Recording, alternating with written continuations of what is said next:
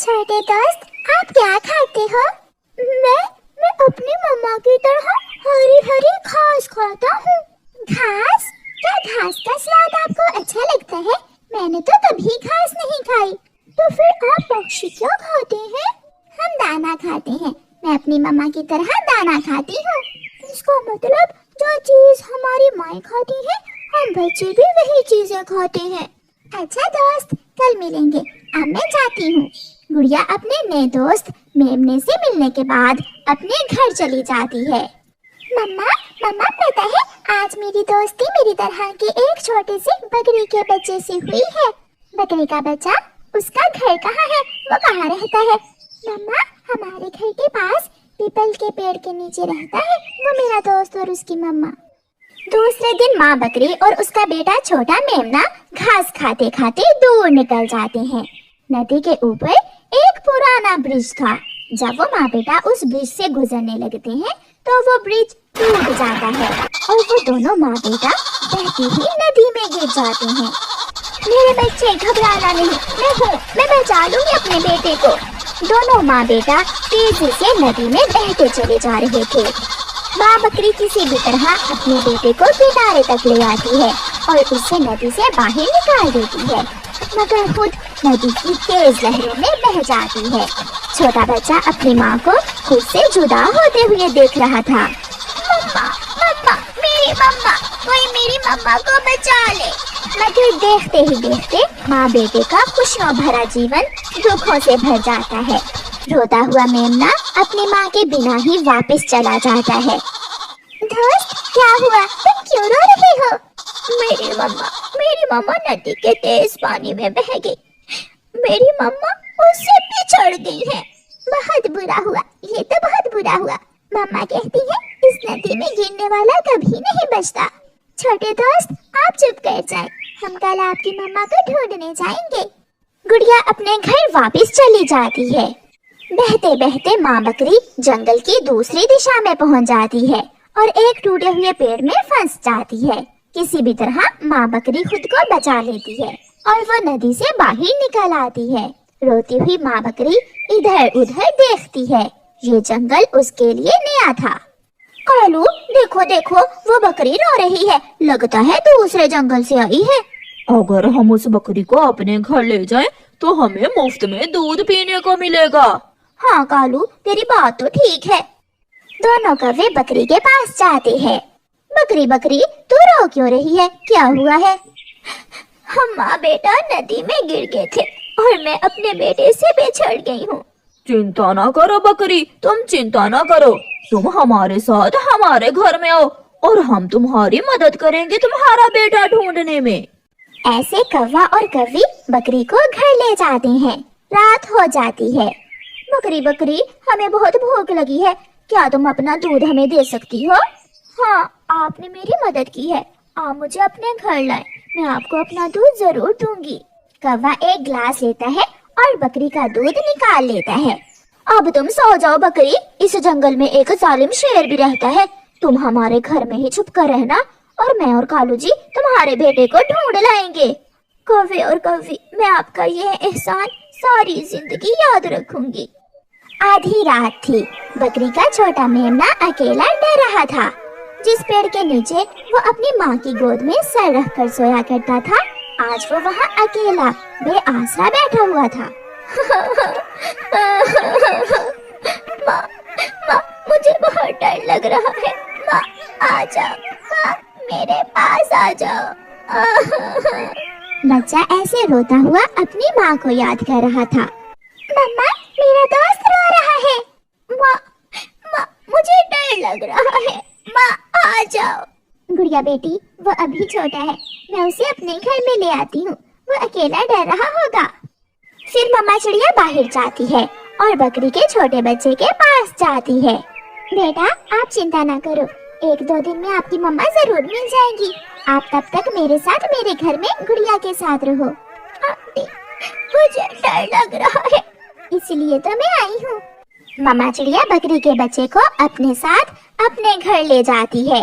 गुड़िया अपने दोस्त को देखकर बहुत खुश होती है। आप मेरे साथ सो जाएं दोस्त, आज से मैं आपका ख्याल रखा करूँगी। चुप हो जाओ, चुप हो जाओ मेरे दोस्त। सुबह हो जाती है। कौवा और कौवी बकरी का दूध निकालते हैं और एक एक गिलास पीते हैं। क्या मैं भी आपके साथ आऊं अपने बेटे को ढूंढने? ना ना, बाहर बहुत खतरा है। अगर शेर आ गया तो वो तुम्हें खा जाएगा। मैं और मेरी पत्नी तुम्हारे बच्चे को ढूंढने जाते हैं। ऐसे कौवा और कौवी अपने घर से निकलते हैं। वो नदी के पास जाकर ठंडी छांव में बैठ जाते हैं। कालू, मुफ्त में मिलेगा दूध, अब तो हमें दाना ढूंढने की कोई जरूरत नहीं। लेकिन हमें उस बकरी को घर में ही रखना होगा। अगर उसे उसका बच्चा मिल गया तो वो हमें छोड़कर चली जाएगी। कौवा और कौवी सो जाते हैं। आप दोनों घर में ही बैठो और मैं कबूतर से कहती हूँ कि ऊंची उड़ान लेकर जंगल में देखें कि आपकी मम्मा कहाँ है। आंटी, आंटी, जिस दिशा में नदी का पानी जाता है मम्मा उस दिशा में होंगी। मैं अभी जाती हूँ और शाम तक आपकी मम्मा को ढूंढकर जरूर लेकर आऊंगी। मम्मा चिड़िया चली जाती है। कबूतर भैया, नदी की दिशा में देखकर आए, सफेद रंग की होगी वो बकरी। चिड़िया बहन, मैं लंबी सांस लेकर ऊंची उड़ान लेता हूँ और तब तक आप घने जंगल में जाकर माँ बकरी की खोज करें। कबूतर और चिड़िया दोनों माँ बकरी को ढूंढने लगते हैं। कबूतर ऊंचाई में उड़ता हुआ इधर उधर देख रहा था और मामा चिड़िया घने जंगल में बकरी की खोज कर रही थी। कबूतर और मामा चिड़िया शाम तक खोज करते हैं, मगर शाम होने पर दोनों नाकाम वापस लौटते हैं। चिड़िया, मैंने पूरे जंगल में देखा मगर मुझे कहीं भी कोई बकरी नजर नहीं आई। कबूतर भैया, अब तो शाम हो गई है, हम कल फिर से माँ बकरी को ढूंढने निकलेंगे। वो दोनों वापस चले जाते हैं। आंटी, आंटी, मेरी माँ मिली क्या? नहीं बेटा, मैंने और कबूतर ने पूरे जंगल में देखा। हो सकता है कि मेरे दोस्त की मम्मा दूसरे जंगल चली गई हो। हाँ बेटी, कल हम दूसरे जंगल भी जाएंगे। शाम को कौवा और कौवी थोड़ी घास लेकर घर आते हैं। माँ बकरी बेचैनी से पूछती है, क्या क्या मेरा बेटा मिल गया? मैं तो सुबह से उड़ते उड़ते थक गई हूँ, मगर मुझे कहीं भी तुम्हारा बेटा नहीं मिला। बकरी बकरी, अब जल्दी से घास खाओ और हमें अपना दूध दे दो। हम बहुत भूखे हैं, थक गए हैं तुम्हारे बेटे को ढूंढते ढूंढते। बकरी घास खाती है और कौवे बकरी का दूध निकाल कर पी लेते हैं। दूसरे दिन जब कौवे घर से चले जाते हैं तो माँ बकरी से रहा नहीं जाता। वो सोचती है, अगर मैं इन कौवों के कहने पर शेर से डरती रही तो मैं अपने बेटे को कभी नहीं मिल सकूंगी। मुझे जाना होगा, मुझे अपने बेटे की खोज में खुद ही जाना होगा। माँ बकरी बाहर निकलती है और घने जंगल की तरफ भागती है। वो डर रही थी, मगर उसे किसी भी तरह अपने बच्चे के पास जाना था। ऊपर आसमान में उड़ते हुए चिड़िया और कबूतर माँ बकरी को देख लेते हैं। वो रही माँ बकरी। वो दोनों माँ बकरी के पास आते हैं। हम आपको कल से ढूंढ रहे हैं। मेरा बेटा तो ठीक है ना? आपका बेटा मेरे घर में है, वो आपकी राह देख रहा है। ये सुनकर माँ बकरी खुश हो जाती है। वो सब वापस चले जाते हैं। माँ बकरी अपने बेटे से मिलकर बहुत खुश होती है और दोनों माँ बेटा चिड़िया और कबूतर को धन्यवाद बोलकर हरी हरी घास खाने निकल जाते हैं। प्यारे दोस्तों, इस कहानी को लाइक, अपने दोस्तों के साथ शेयर और चैनल को सब्सक्राइब करना बिल्कुल मत भूलना। आपका धन्यवाद। दूर किसी जंगल में रहता था एक कालू कौवा। उसकी पत्नी का नाम था गोरी और उनका एक बेटा भी था जिसका नाम जग्गू कौवा था। कौवों की अपनी जिंदगी तो चोरियां करते गुजर गई थी और अब वो दोनों पति पत्नी अपने बेटे को चोरियां करने की ट्रेनिंग दे रहे थे। शाबाश बेटा, आज तुम पहले दिन अकेले कोई चोरी करने जा रहे हो। कुछ जरूरी बातें अपने पापा से सीख लो। सबसे पहले जहाँ से माल चोरी करना हो वहाँ से थोड़ी दूर बैठकर इधर उधर अच्छे से देख लेना। पापा, मुझे जाने दे, मैं आपसे बड़ा चोर बनूंगा, मुझे सब पता है। सुनो तो बेटा, और जब चोरी कर लो तो पीछे देखे बिना भागना है। और मम्मा, अगर कोई देख ले तो फिर? इसीलिए तो पीछे मुड़कर नहीं देखना। फिर कौवे और कौवी का बेटा पहले दिन चोरी करने जाता है। वो जंगल में उड़ान लेता है और उसकी नजर तोते के घोंसले में जाती है, जहाँ उसे मीठा और पका हुआ अमरूद दिखाई देता है। वो घोंसले से थोड़ा दूर बैठ जाता है और इधर उधर देखता है। लगता है यहाँ कोई भी नहीं है, मौका अच्छा है। और फिर वो सीधा तोते के घोंसले में जाता है। जग्गू कौवा तोते का अमरूद उठाकर भागने ही वाला था कि वहाँ तोता भी आ जाता है। ठहरो जरा, रुको, मैं देखता हूँ, तुम कौन हो, चोर कहीं के।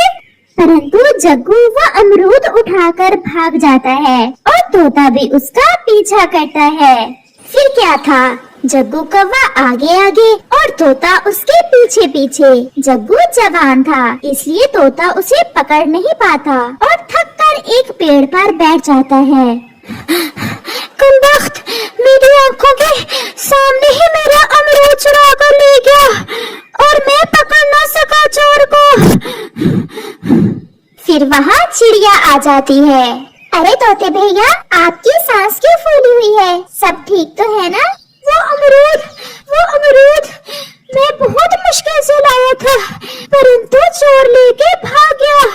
बहुत पीछा किया, परंतु पकड़ ना सका मैं उसे।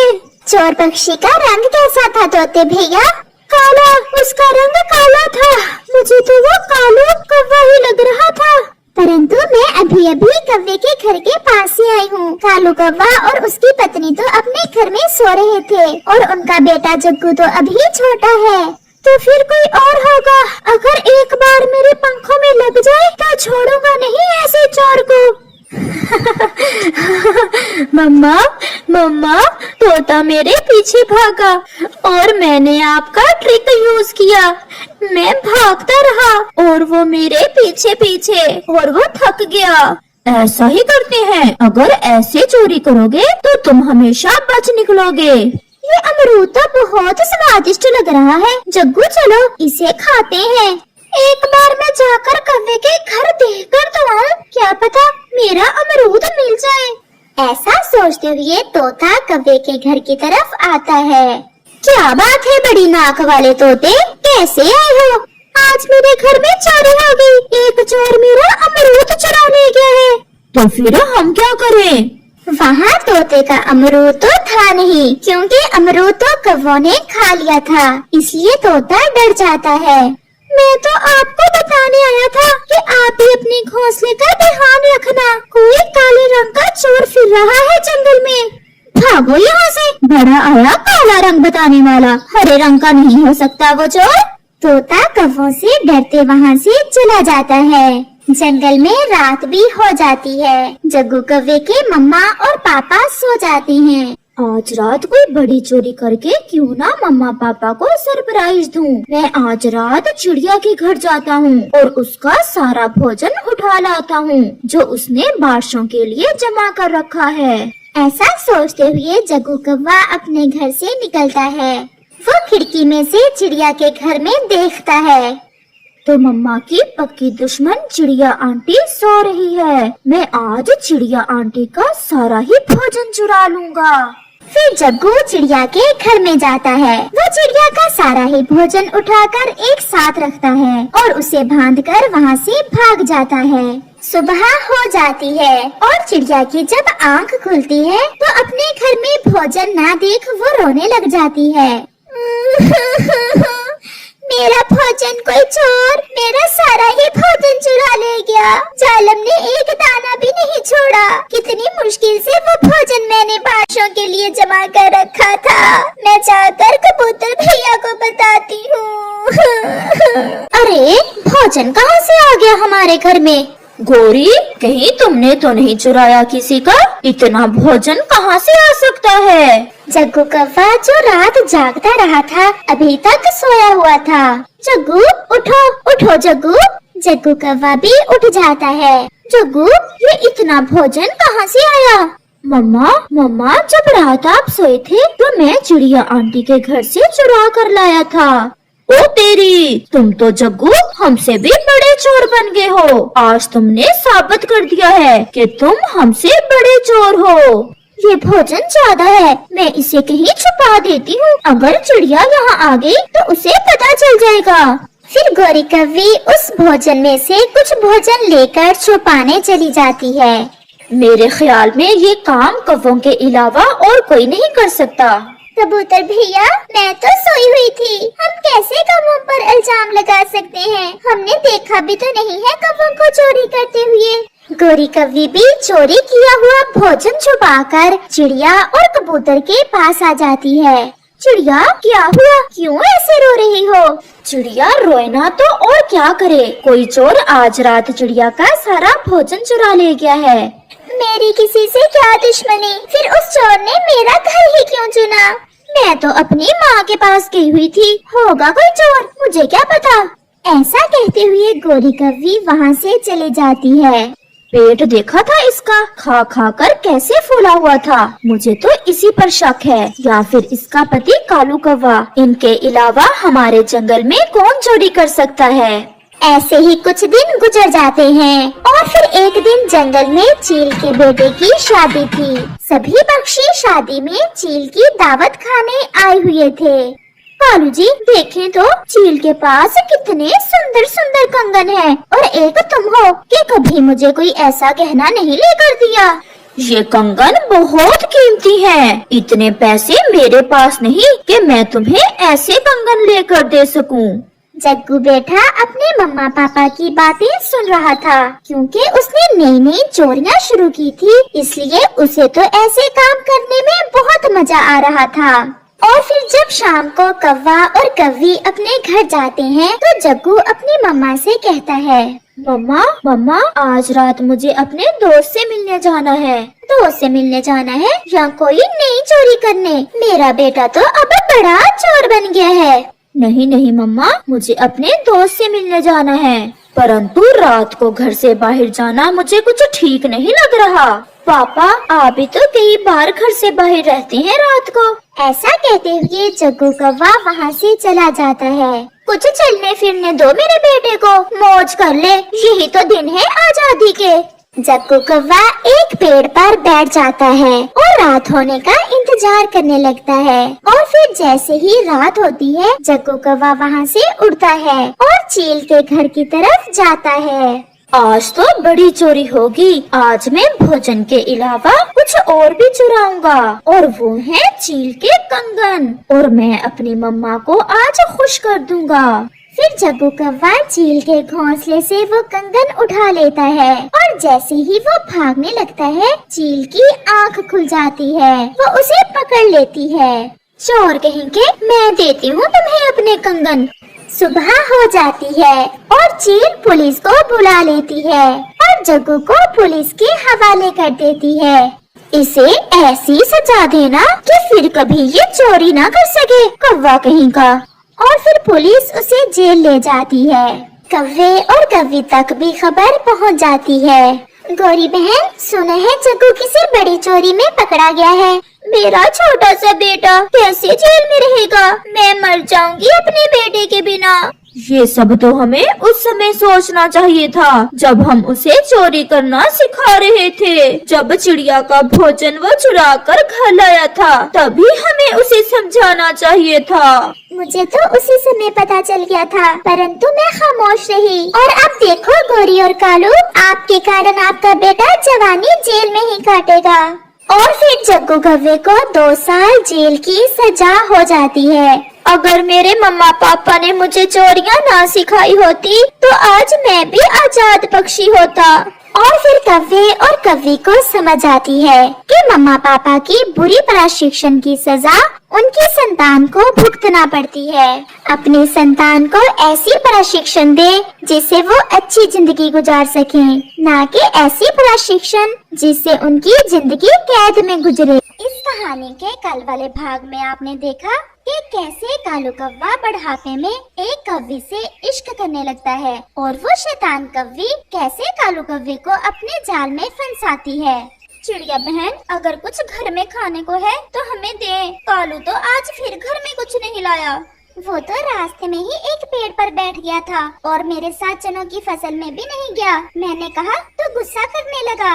न जाने कुछ दिनों से कालू को क्या हो गया है, पहले तो वो ऐसा ना था। ये ले गौरी बहन, चनों के कुछ दाने हैं, ये आप और आपका बेटा खा लेना। गोरी कव्वी वो चने लेकर अपने घर लौटती है। जंगल में रात भी हो जाती है। गोरी और उसका बेटा वो चने खाकर सो जाते हैं, परंतु कालू कव्वा तो गुलाबो कव्वी के ही सपने देख रहा था। उसे तो नींद भी न आ रही थी। फिर आधी रात को कालू कव्वा सो जाता है। अगर मेरी चोंच तेज है तो तुम्हारे भी पंख बहुत सुंदर हैं। और रंग कितना काला है मेरे सुंदर कालू का। मुझे पहले किसी ने ऐसा नहीं कहा। मुझे पहले किसी ने ऐसा नहीं कहा। गोरी और उसका बेटा जग्गू कालू का शोर सुनकर जाग जाते हैं। जग्गू, ये तुम्हारे पापा को क्या हो गया है? कालू जी उठे। ये क्या, आप सपने में उल्टी सीधी बातें कर रहे हैं? सपना? मैं सपना देख रहा था। फिर कालू कव्वा चुप करके सो जाता है। दूसरे रोज कालू कव्वे को तो कुछ ज्यादा ही जल्दी थी। गोरी, मैं जा रहा हूँ। मुझे दूसरे जंगल के तोते ने बुलाया है। मैं शाम को देर से आऊँगा और तुम अपना और जग्गू का भोजन ढूंढ कर ले आना। परंतु कालू जी, इससे पहले कि गोरी कुछ कहती, कालू वहाँ से चला जाता है। उसे आज गुलाबो के लिए मकई का भुट्टा लेकर जाना था। वो सोच रहा था कि वो मकई का भुट्टा कहाँ से लेकर जाए। फिर कालू उड़ता उड़ता कबूतर के घर आता है। कबूतर जी, आपकी भाभी गोरी के पेट में दर्द है और वैद्य जी ने बताया है कि गोरी को मकई के दाने खिलाओ। क्या मकई का भुट्टा किसी से मिल सकता है? मेरे पास है, मैंने तो भोजन खा लिया है। आप ये जल्दी जल्दी से ले जाएं और गोरी भाभी को दें ताकि वो जल्दी जल्दी ठीक हो जाएं। कबूतर का ऐसा कहना था कि कालू तो कुछ सोचे बिना वो मकई का भुट्टा लेकर वहाँ से दौड़ता है। मेरे काले कालू जी, आज रात मैंने सपना देखा। मैंने देखा कि मेरा कालू और मैं झरने पर बैठे हुए मिठाई खा रहे हैं। मैं भी सारी रात सो नहीं पाया, आपको ही सपनों में देखता रहा हूँ। फिर तो फंस गया है कालू मेरे जाल में। क्या कहा गुलाबो? कुछ नहीं, मैंने कहा आप कितना ख्याल रखते हो मेरा। मैंने एक बार कहा और कैसे आप मेरे लिए मकई का भुट्टा ले आए। मैं तो पूरा खेत ही लाने वाला था। बस इतना ही काफी है। अब कल झरने पर बैठकर मिठाई खाएंगे, परंतु मिठाई मिलेगी कहाँ से? आपका कालू मिठाई का ढेर लगा देगा, कल तो आने दो। मेरे सुंदर कालू जी, थोड़ी ज्यादा ही ले आना। वो मेरा नौकर है ना, उसे भी मिठाई बहुत पसंद है। मैं ले आऊँगा। फिर कालू और गुलाबो ऐसे बैठे गप्पे लगाते रहते हैं। चलो चिड़िया, गोरी को देखकर आते हैं। बहुत दर्द हो रहा है गोरी के पेट में। कालू अभी अभी मुझसे मकई का भुट्टा लेकर गया है गोरी को देने के लिए। मुझे तो नहीं पता, जरा चलो तो जाकर देखते हैं। फिर कबूतर और चिड़िया गोरी के घर जाते हैं। गोरी उन्हें रास्ते में ही बैठी दिख जाती है। वो दोनों वहाँ जाते हैं। अब कैसी हो गोरी बहन? पेट का दर्द कुछ कम हुआ मकई खाने से? मुझे क्या हुआ है, मैं तो ठीक हूँ। मेरे पेट में तो दर्द नहीं था। ये सुनकर कबूतर और चिड़िया तो हैरान हो जाते हैं। फिर कालू ने झूठ क्यों बोला? क्या कह रहा था कालू? वो तो सुबह से तोते से मिलने दूसरे जंगल गया हुआ है। वो कबूतर से मकई का भुट्टा लेकर आया था तुम्हारा नाम लेकर, और कह रहा था कि गोरी के पेट में शदीद दर्द है। ये सुनकर गोरी तो सोच में पड़ जाती है। घर तो वो भोजन लेकर आता नहीं, फिर ये भोजन लेकर जाता कहाँ है? कबूतर और चिड़िया, मुझे तो कोई चक्कर लग रहा है। अगर ऐसा कुछ है तो गोरी बहन, कल हम सारा दिन नजर रखेंगे कालू पर और देखेंगे कि कालू रोज तरह तरह के भोजन लेकर कहाँ जाता है। फिर वो सब वहाँ से चले जाते हैं। अब शाम होने वाली है, अब आप जाएं, कहीं आपकी पत्नी को शक न हो जाए। मैं नहीं डरता अपनी पत्नी से, मुझे तो बस आपसे डर लगता है कि कहीं मुझे छोड़ न देना। अभी तो शुरुआत है हमारे प्यार की, आगे आगे देखना कालू जी, मेरे गहरे काले कालू जी। कितना मजा आएगा जब हम मेरी माँ वाले जंगल जाएंगे। वहाँ जाकर दरिया पर ठंडे ठंडे पानी से नहाएंगे। फिर शादी कर ले हम। मुझसे अब तुमसे दूर नहीं रहा जाता। सारी रात नींद नहीं आती। इतनी भी क्या जल्दी है? मैं भगा दूं अपनी पहली पत्नी को, अगर आप कहें तो। ना ना, अभी ऐसा ना करना। अभी 2-4 दिन रुक जाओ, फिर मैं बताऊंगी तुम्हें जब उसे भगाना होगा। अच्छा, कल झरने पर बैठकर मिठाइयाँ खाएंगे और अपने प्यार को मीठा करेंगे। फिर तो मैं इतनी मिठाई ले आऊँगा, मेरी गुलाबों का जी भर जाएगा मिठाई से। ये तो कल ही देखेंगे। फिर कालू वहाँ से चला जाता है। गुलाबो का पति भी पीछे छुपा हुआ था, वो भी कालू को जाते देख आ जाता है। ज्यादा हंस हंस कर बातें ना किया करो उस बुढ़े कौवे से। वो बुढ़ा कल मिठाइयाँ लाएगा, मेरे लिए और मेरे नौकर के लिए भी। मिठाइयाँ खाने के लिए ही तो उस बुढ़े कौवे को उल्लू बनाया हुआ है हमने। अब 2-4 दिन में अगले शिकार पर निकल जाएंगे हम। ऐसा बुढ़ा पागल कहीं और से नहीं मिलेगा। अभी कुछ दिन और इसे उल्लू बनाते हैं, फिर चुपचाप यहाँ से अगले जंगल निकल जाएंगे। रात को कालू लेटा हुआ था। वो तो अपने परिवार से पूरी तरह बेखबर था। वो तो पागल हो चुका था। कालू जी, कितने दिन हो गए, अपने बेटे से भी प्यार नहीं किया आपने, क्या कोई परेशानी है? मुझे तंग न करो, पहले ही मेरे सर में दर्द है। कबूतर से मकई का भुट्टा किसके लिए मांग कर ले गए थे? तेरी माँ के लिए। चुप करती हो या लगाऊं एक?